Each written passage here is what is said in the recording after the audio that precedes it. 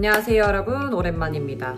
이제 날씨도 따뜻해지면서 수영하시는 분들이 더 많이 늘어난 것 같아요. 수영하는 분들을 만났을 때 이런저런 얘기들을 많이 하게 되는데, 수영하다가 허리를 다쳤다고 하시는 분들이 몇몇 계셔서 오늘은 수영하실 때 허리 다치는 이유들에 대해서 제가 조금 설명을 해드리고 어떻게 하면 좀 예방할 수 있는지 좀 설명해볼까 합니다. 사실 종목별로 허리 다치는 원인들이 정말 많은데, 우선 코어가 약한 상태에서 수영을 하게 됐을 때 허리가 가라앉는 자세가 되기 때문에 허리에 무리가 가고, 평영이나 저병처럼 허리를 좀 들어서 하는 영법 같은 경우엔 부상 위험이 정말로 높습니다. 그렇다고 해서 자유형이나 배영은 허리를 다치지 않냐? 그건 또 아니거든요. 그래서 종목별로 제가 한번 설명을 드려볼게요. 우선 자유형. 자유형은 사실 제일 기본적인 영법인데, 우선 기본 틀이 무너졌을 때 허리 다칠 위험도가 정말 많이 올라갑니다. 이 기본 틀이라는 게 어떤 거냐? 제가 항상 강조하는 글라이딩 위치가 너무 높으면 허리가 자연스럽게 가라앉게 되고, 거기서 오는 허리 부담감이 높아지게 돼요. 그래서 글라이딩 위치를 낮춰주고 자신한테 맞는, 허리에 무리가 되지 않고 유선형이 잘 유지가 되도록 유지해 주시는 것이 좋습니다. 그리고 또한 자유형 하실 때 비트킥을 차실 때 대부분 숫자를 맞추기 위해서 발차기에 힘을 굉장히 많이 주시는 분들이 많은데요. 그렇게 됐을 때는 오히려 상체와 하체가 동작이 이어지지 않으면서 허리에 문제가 많이 생기게 돼요. 이 중심축이 흔들려 버리기 때문에 허리는 가라앉고, 그리고 다리에 힘이 많이 들어가서 몸이 꼬이는 느낌이 들 거예요. 그래서 여기서 중요한 거는 비트킥을 차실 때도 발차기를 숫자를 세면서 하나 맞춘다는 생각하지 말고 한 포인트를 주면서 자연스럽게 이어나가는 게 굉장히 중요합니다. 비트킥에서 또 생길 문제점들은, 이 숫자를 차시다가 발을 너무 크게 많이 벌리시는 분들이 있어요. 발을 자연스럽게 차야 되는데 너무 크게 움직여주면 여기에서도 전체적인 힘이 들어가고 오히려 허리가 가라앉고 힘이 많이 들어가게 되면서 허리의 통증을 느끼실 수가 있습니다. 그리고 또 하나, 시선. 우선 자유형 할 때 시선이 어떤 게 정답인가요? 뭐 45도를 바라보세요, 앞을 바라보세요, 다양한 것들이 있는데 자신한테 맞는 시선을 찾는 게 항상 중요하다고 제가 말씀을 드리죠. 글라이딩 위치 때문에 시선을 너무 높게 들어서 고개를 아예 들어버리게 되면 이 또한 상체가, 얼굴이 들고 팔도 같이 딸려 올라가면서 허리가 가라앉게 됩니다. 이 머리까지 몸이 일자로 편하게 떠 있는 게 가장 중요한데, 머리를 너무 높게 들어버리면 허리가 약한 사람은 허리가 가라앉는 이런 U자 모형의 유선형이 나올 수도 있는 거예요.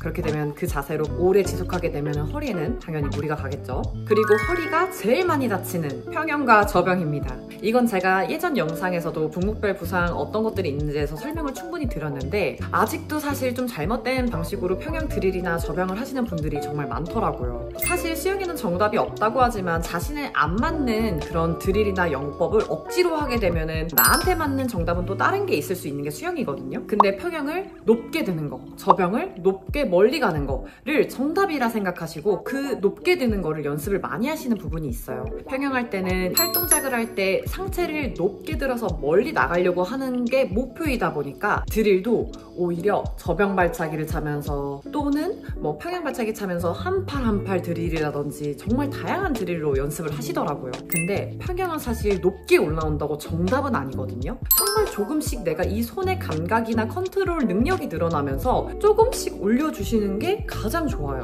한 팔씩 따로 움직이는 드릴이라든지, 오리발을 끼고 저병 발차기를 하면서 최대한 높게 드는 드릴이라든지, 이런 거는 사실 정말 단계적으로 내가 컨트롤할 수 있는 능력이 될 때 하시는 것이 좋습니다. 그래서 처음에는 평형은 무조건 내가 박자, 타이밍 연습, 그리고 추진력이 잘 나아가는 그런 드릴을 해주시는 게 좋아요. 팔 하나, 다리 두 개라든지, 아니면 팔, 다리, 글라이딩을 좀 길게 하는 연습이라든지, 좀 내가 편해질 때까지 충분히 많이 하신 다음에 물을 잡는 느낌이 느껴진다, 이러신 분들이 조금씩 이 물의 방향성을 다르게 하면서 상체 높이를 올려주시는 게 가장 중요해요. 자, 평형할 때는 추진력을 높이는 걸 훈련을 많이 하시고, 거기에서 내 감각을 이용해서 조금씩 몸을 올려주는 걸 연습을 많이 하셔야 되는 거예요.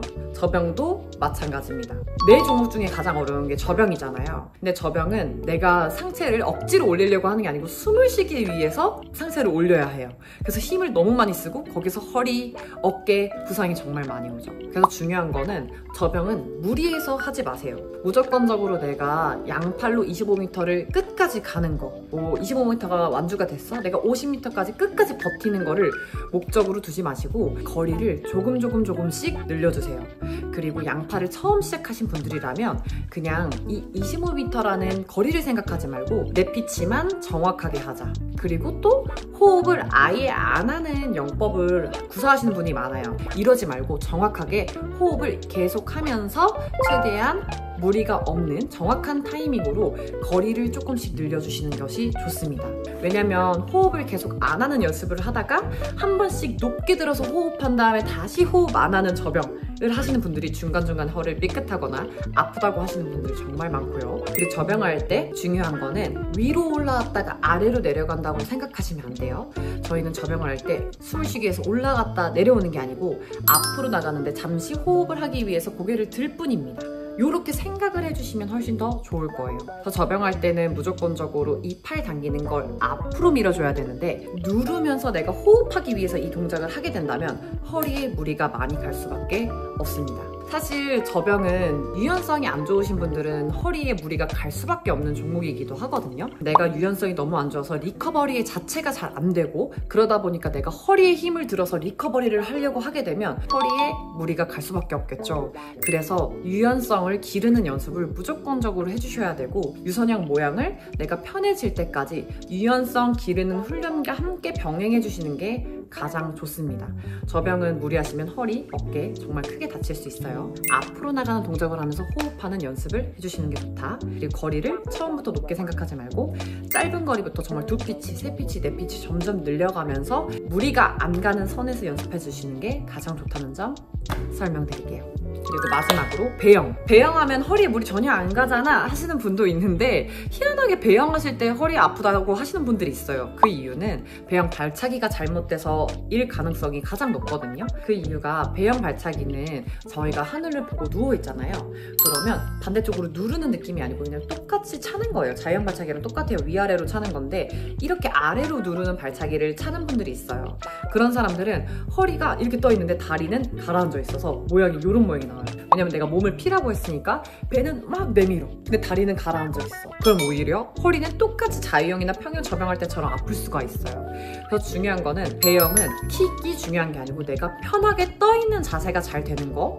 거기서 킥은 정말 살살살살살살 차면서 자연스럽게 앞으로 나가는 게 연습이 먼저 돼야지 배영에 허리나 다른 부분에 힘이 안 들어가면서 자연스럽게 수영할 수 있게 되는 거예요. 배영은 무조건 발차기 잘 해주시고 편안한 상태에서 영법을 구사하시면 허리에 무리가 제일 없는 종목인 거는 맞습니다. 그리고 마지막, 이제 여름이 다가오니까 다이빙 하시는 분들이 정말 많아요. 여러분, 다이빙 정말 잘못하시다가는 허리 부상뿐만 아니고 정말 다양한 부상이 생길 수가 있어요. 제가 막 바다에서 다이빙하는 영상도 정말 많이 떠서 보면 진짜 이렇게 일자로 내려갔다가 나오시는 분들이 있거든요. 유연성이 없는 분들이 멀리 나갔을 때 상체를 드는 게 힘드니까 아예 아래로 내려갔다가 천천히 올라오시는 분들이 많거든요. 근데 이렇게 깊게 내려가게 되면 바닥이 낮을 경우 손, 머리, 허리 전체적으로 부상 위험이 있고 그리고 너무 깊게 내려가서 다시 올라오기 위해서 허리를 꺾기 때문에 거기서 오는 허리의 부담도 정말 크게 됩니다. 더 중요한 거는 높은 곳에서 뛰는 연습을 처음부터 하시면 안 되고 수영장에서도 혼자 연습하는 것보다는 선생님한테 먼저 배워주시고 너무 깊게 들어갔다 올라오는 거는 수영장 수심이 깊을 때만 이행해 주셔야 돼요. 최대한 멀리 뛰어서 허리에도 부담이 없고 손이나 머리에 부상이 없는 채로 자연스럽게 다이빙을 하는 게 가장 중요합니다. 말이 쉽지.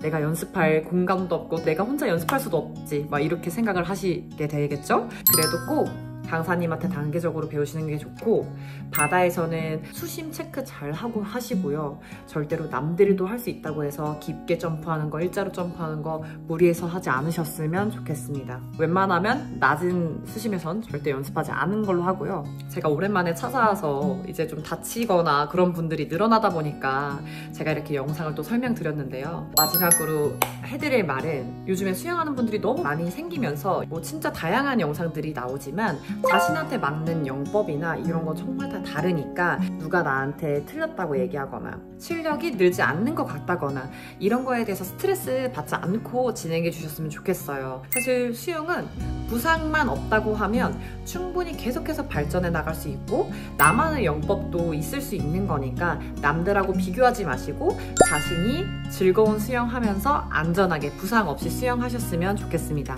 여러분 정말 오랜만에 찾아왔는데 제가 또 언제 등장할지 몰라요. 저도 요즘 자유수영을 정말 열심히 다니고 있는데 수영장에서 혹시 저를 마주치게 되신다면 편하게 인사해 주셨으면 좋겠습니다.